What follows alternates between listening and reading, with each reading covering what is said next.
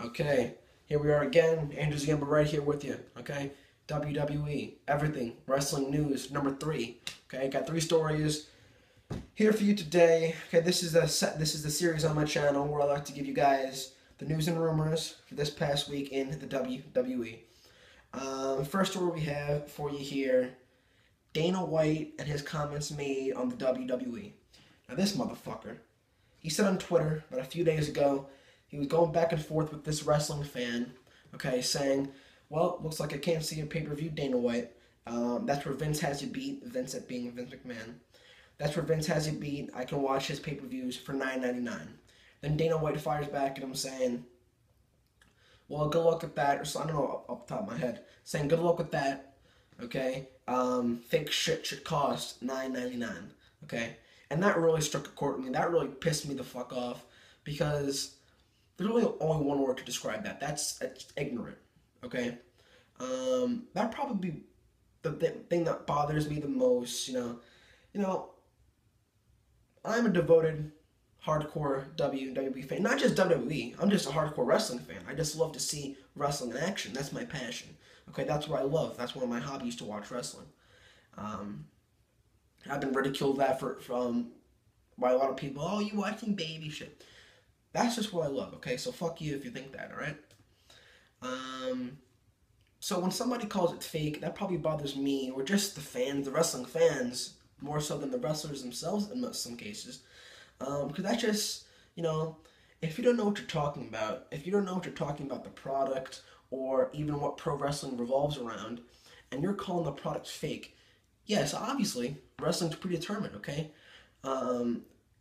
In the WWE's case, Vince McMahon and his booking team decide who the winner is, decide who the fucking champion is gonna be, okay? Don't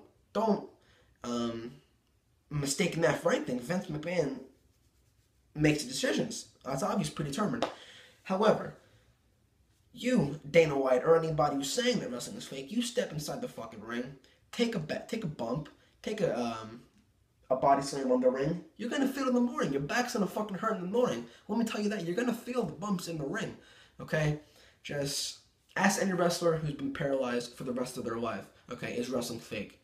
Okay? The outcomes may be predetermined, but the bumps you take in the ring, yeah, you're not really punching for real. But if, just say, you're taking a suplex off the top rope, when you land, okay, on that fucking mat, you're gonna feel that in the morning. Please let me understand that. Okay? So for him to say that the WWE is fake, that's just being ignorant, and that really pissed me off, okay? And to be quite honest, being very fucking hypocritical. You didn't think the WWE is fake when you have all these big WWE names coming in to UFC, huh? Okay, asshole? UFC 100, actually, I think the biggest draw in the history of the UFC, fucking Brock Lesnar. Biggest name, one of the biggest names in history to come over to your product. You didn't mind it when he got you the biggest draw, right? You didn't mind it when a fake wrestler in Brock Lesnar comes over to your product and fucking just brings all these fans, bring all these eyes to your product. You don't mind it then, right? No, you don't mind it. Why the fuck would you mind it? Bring all that fucking money in. You just see green, okay? So that just really pisses me off. What are you gonna do, man? There's always guys out there that are gonna say, why are you watching the baby shit for babies, for children? Whatever. I just dismiss it. It goes right over my head. But once in a while, it does get under my skin. Alright? Whatever. Story number 2 for you. 2K6, let me get this up. You got WWE 2K16 major gameplay details revealed, okay, on IGN.com. Okay, we all know 2K15, it was an okay game for the PS4 and the Xbox One. But the My Career mode was fucking terrible. The My Career mode was fucking terrible. It was okay while it lasted. Like, you started off in NXT development. That was a good idea. First few times, you got developed a main event, SmackDown and Monday Night Raw. That was okay. But it just got monotonous over the past few weeks. You always got Vicky Guerrero saying, I don't have anything lined up for you this week. Sorry about that. It just got really fucking annoying. There were no stories to get involved in, and the stories that there were lasted for only a few weeks. Random feuds popping up, and when you won the fucking championship, it was over. So it really was not that good at all.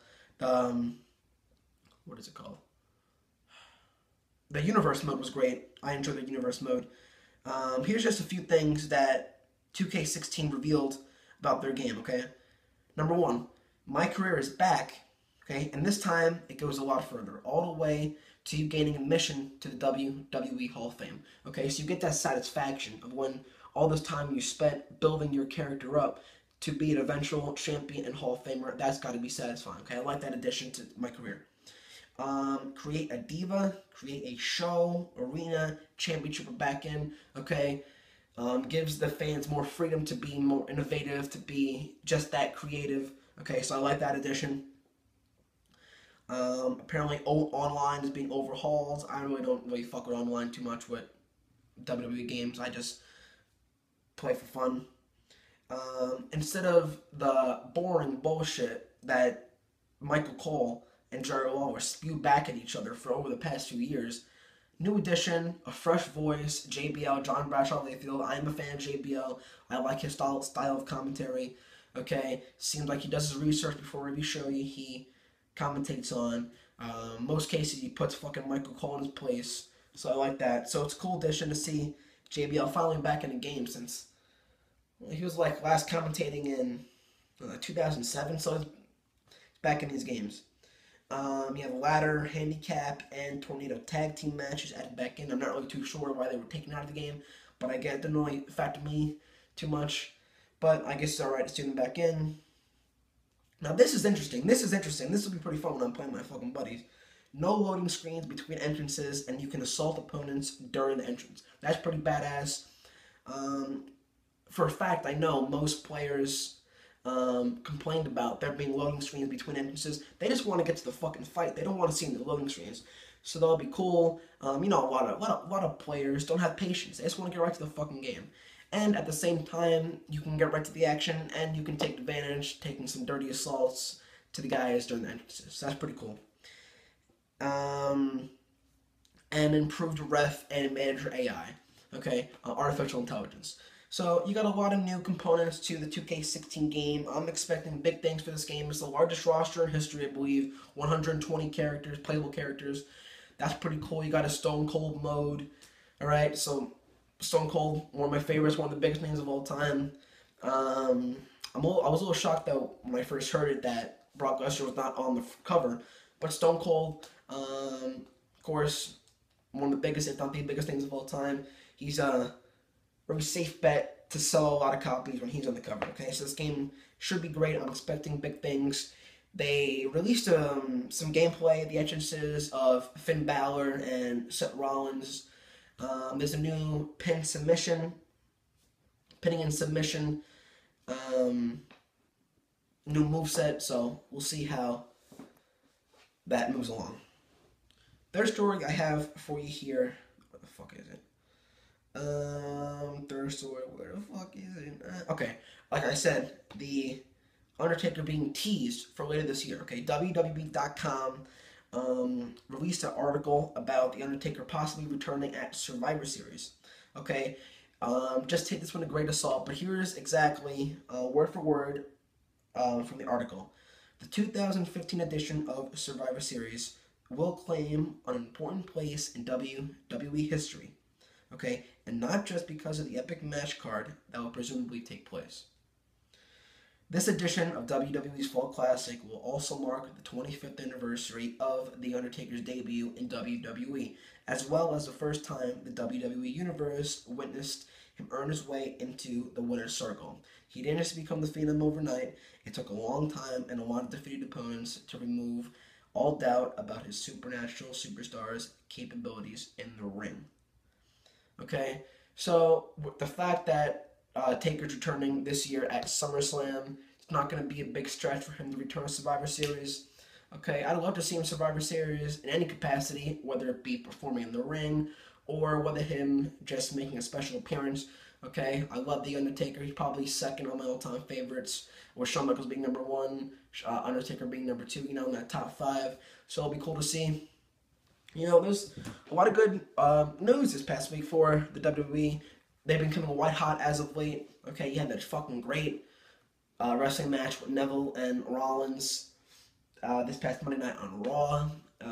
You got the big Taker Lesnar match. You got the big Rollins versus John Cena match, the unification.